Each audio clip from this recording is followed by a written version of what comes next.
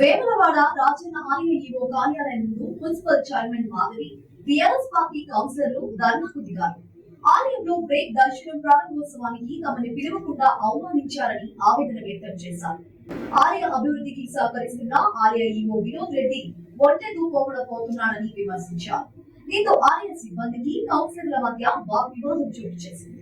కాగా బీఆర్ఎస్ కౌన్సిలర్లు చేపట్టిన ధర్నాకు సిరిసిల్ల జిల్లా బీజేపీ అధ్యక్షులు ప్రతాప రామకృష్ణ సంఘీభావం తెలిపారు.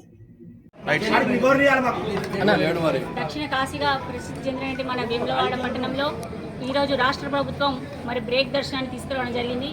మరి బ్రేక్ దర్శనం చాలా భక్తులకు చాలా మంచి విషయం. దీన్ని మేమందరం కూడా స్వాగతిస్తున్నాము.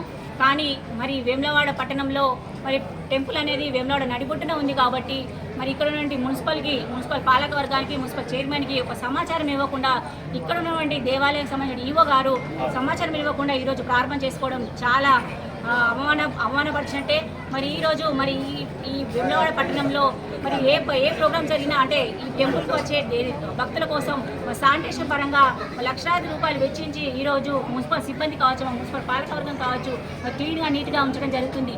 మరి అలాంటి ఈ టెంపుల్లో మరి ఒక ఈవో గారు సమాచారం ఇవ్వకుండా ఈ విధంగా చేసుకోవడం చాలా ఘోరం, చాలా అవమానకరం. మరి ఈరోజు ఈవో గారు వచ్చి మాకు వెంటనే క్షమాపణ చెప్పాలి. లేని ఏడాది ఇంకా పెద్ద ఎత్తున కూడా నిరసన కార్యక్రమం చేపట్టడం జరుగుతుంది. ఈరోజు మరి అసెంబ్లీలో కూడా చూస్తున్నాం. మొన్నటికి మొన్న మరి సబితా ఇంద్రారెడ్డి గారిని మరి కంటనీరు పెట్టించినటువంటి చరిత్ర ఈరోజు రాష్ట్ర ప్రభుత్వానికి దక్కుతుంది. మరి ఈరోజు ఇక్కడ ఉండే మున్సిపల్ పాలకవర్గంలో మున్సిపల్ చైర్మన్కి ఒక మహిళ అనేటువంటి నాకు కూడా ఒక సమాచారం ఇవ్వకుండా ఈ రకంగా చేసుకోవడం చాలా దురదృష్టకరం. ఈరోజు అభివృద్ధిలో భాగస్వామ్యం కార్యం అని చెప్తున్నారు వాళ్ళే. మరి అభివృద్ధిలో భాగస్వామ్యం అంటే ఇది అభివృద్ధి కాదా? ఇది భక్తుల కోసం చేసేది కాదా?